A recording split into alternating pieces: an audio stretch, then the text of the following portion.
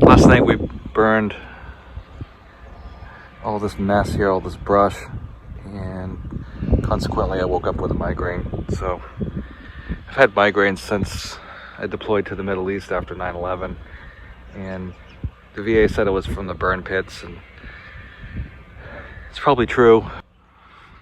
Tuesdays they would burn the lagoon, and Thursdays they burned all the garbage, and the smell was terrible. It might have been vice versa. It might have been, the lagoon on Thursday and the garbage Tuesday. I don't remember, but I distinctly remember the smells. Kind of reminded me of when I was a kid, and my grandfather used to be the dump tender here in town, and back in the 70s, the town dump was just an old abandoned gravel pit, and everybody threw all their stuff in there. And late Saturday afternoon, Dad and I would go down with the truck with a load of garbage, and Gramps would have the dump on fire, and you could see the smoke all over town. It just smelled putrid.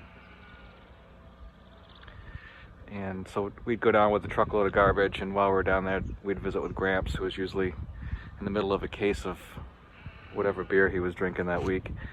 And sometimes he'd be shooting rats. But there was always stray kittens down there, and I would try to play with the wild kittens. And he used to set aside toys for me, so there was always like Tonka toys and stuff, and sometimes they were broken. I'd take the wheels off and make other stuff. But never forget going down there with Dad, and we'd bring a load down and come back with half a load of something else.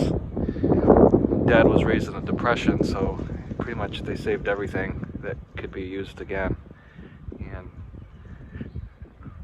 any of you who know those old timers, you'll relate to that. But anyway, just a thought for the day as I was out here burning this brush, and there was no toxins in there. There was nothing, illegal. It was just sticks and whatever crap I'd picked up around the yard after the winter, apple tree trimmings and stuff like that.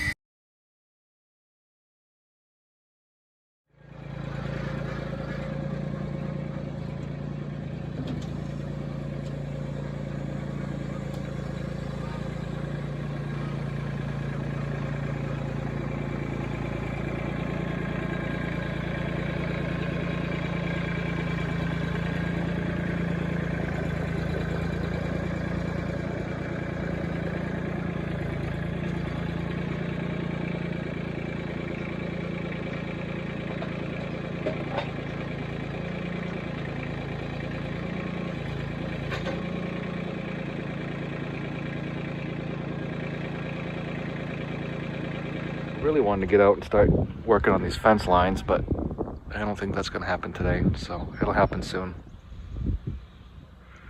Lots to do here in the spring on the farm, and I really want to get going on it because, as we always said in the military, you burn in daylight. So it's daylight, and I'm not burning anything today except today.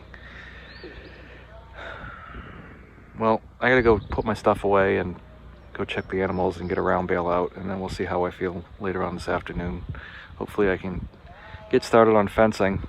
Not that we can get the animals out yet. The ground's not that good.